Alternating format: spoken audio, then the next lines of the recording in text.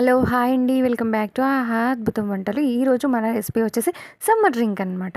So, summer drink అంటే ఏంటో కాదండి పానకం. పానకం ఎలా చేసుకోవాలి? పానకం తాగడం వల్ల కలిగే ప్రయోజనాలేంటో మనం ఈ వీడియోలో తెలుసుకుందాం. అసలు ముందుగా పానకం అనగానే మనకి గుర్తొచ్చేదేంటండి? శ్రీరామనవమి. శ్రీరామనవమికి గుళ్ళ దగ్గర పెద్ద పెద్ద గుండిగలలో చక్కగా పానకం కలిపేసి ఊరంతా ఆ రోజు మంచిగా పంచిపెడతారనమాట. సో, అందరం క్యూలో ఉంటాం కదా పానకానికి. అసలు ఎందుకు శ్రీరామనవమి రోజున పానకం ప్రసాదంగా ఇస్తారు అని మనం తెలుసుకుందాం. ఏంటి అంటే శ్రీరామనవమి వచ్చేది మండుట ఎండాకాలంలో. బాగా గాల్పులు ఉన్నటువంటి సమయం అది. అప్పుడు ఆ వేడిని తట్టుకోవడానికి శరీరం సహకరించదనమాట. అందుకోసమే ఆ రోజుల్లో వచ్చేటువంటి పండుగ రోజున ఇది నైవేద్యంగా పెట్టాలి అని పూర్వీకులు ఒక ఆచారంగా పెట్టారనమాట.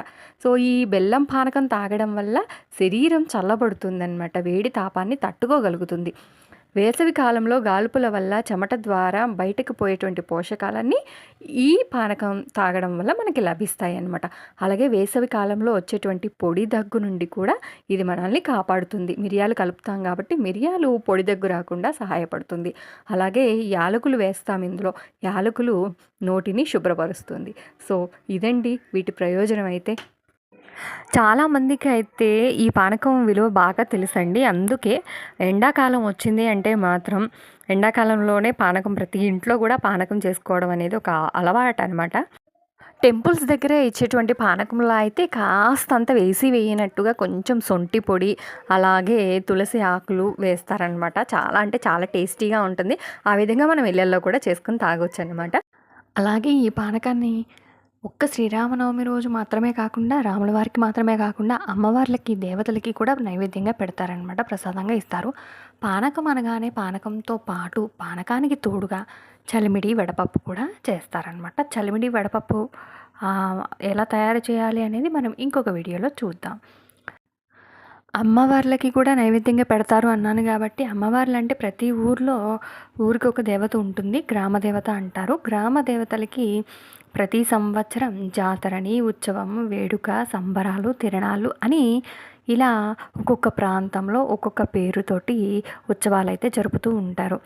ఆ సంబరాలకి చేసేటువంటి ఆ సంబరాలలో ఈ పానకాన్ని కూడా వినియోగిస్తారు. అసలు సంబరాలు, ఉత్సవాలు, వేడుకలు అమ్మవార్లకి ఎందుకు చేయాలి అంటే ఈ వేసవి కాలంలో అంటే సంక్రాంతి పూర్తయినప్పటి నుంచి ప్రతి ఒక్కొక్క ఊర్లో ఒక్కొక్క రకంగా ఉత్సవాలు అనేవి వేడుకలు అనేవి జరుగుతూ ఉంటాయన్నమాట.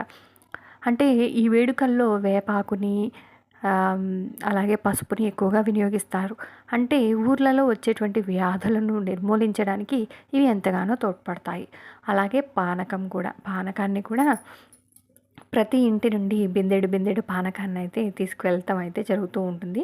సో, ఎందుకు అంటే చెప్పాను కదా పానకం ఈ వేసవి కాలంలో ఎంతో ప్రాముఖ్యాన్ని సంతరించుకుంది కాబట్టి.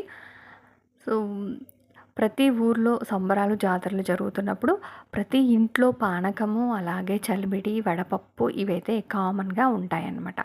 సో, నేనైతే మీకు ఎగ్జాంపుల్‌గా కొన్ని ఒక ఊర్లో జరిగినటువంటి జాతరకు సంబంధించినటువంటి చిన్న వీడియో క్లిప్పింగ్స్ అయితే యాడ్ చేశాను.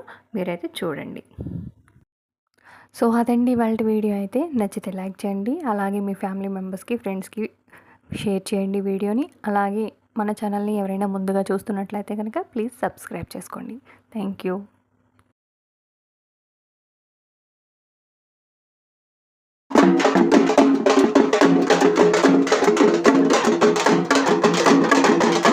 కావాల్సిందిగా కోరుచున్నాం.